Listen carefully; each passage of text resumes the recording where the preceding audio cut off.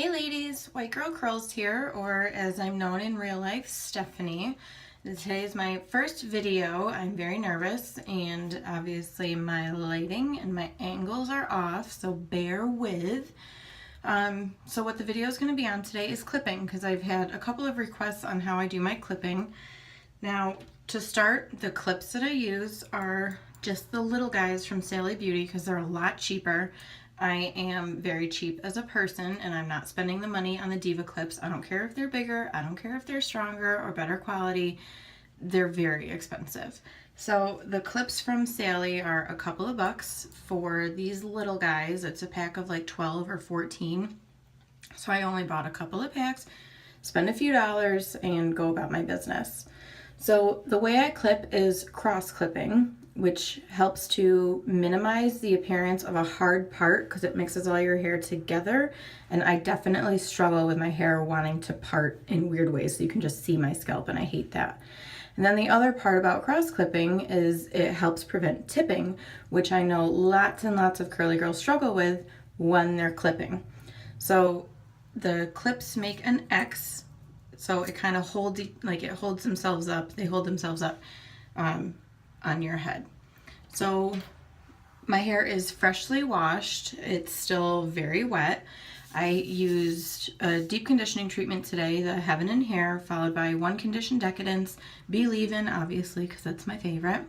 And then because I'm still in my 2-product project, which I will be, I feel like, for the rest of my life, I have Frisbee Volumizing Foam from Diva Curl, and then I'm trying an Eco Styler gel, which I'm very nervous about. It was super, super gooey, and I don't really have high expectations for today's style, but we will see. Time will tell. Okay, so to get started, I kind of shake it out, and then take one in each hand, and grab and pull together and cross at the root. Now, obviously you can't tell looking at it, but I can tell feeling it. It's definitely like a firm hold. Those aren't going anywhere. They've got a bunch of hair. It just pushes it all together, which is what helps with the root problem or the part problem, and you're good to go.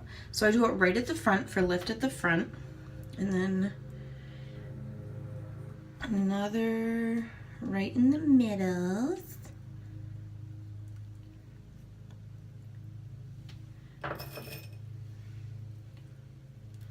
And so this hair fall, that will never not be there in my life until I cut bangs.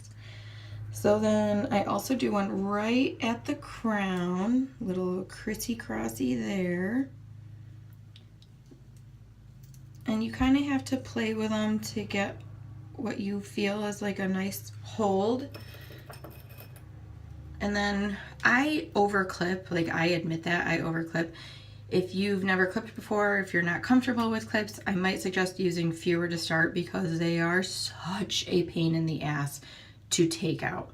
So I just have patience and steady hands, so I don't mind like meticulously picking clips out of my hair. If you don't love it, maybe go a little easier on the clips.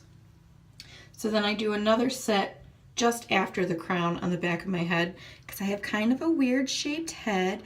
It's a little flat in the back. Well, it's very flat in the back.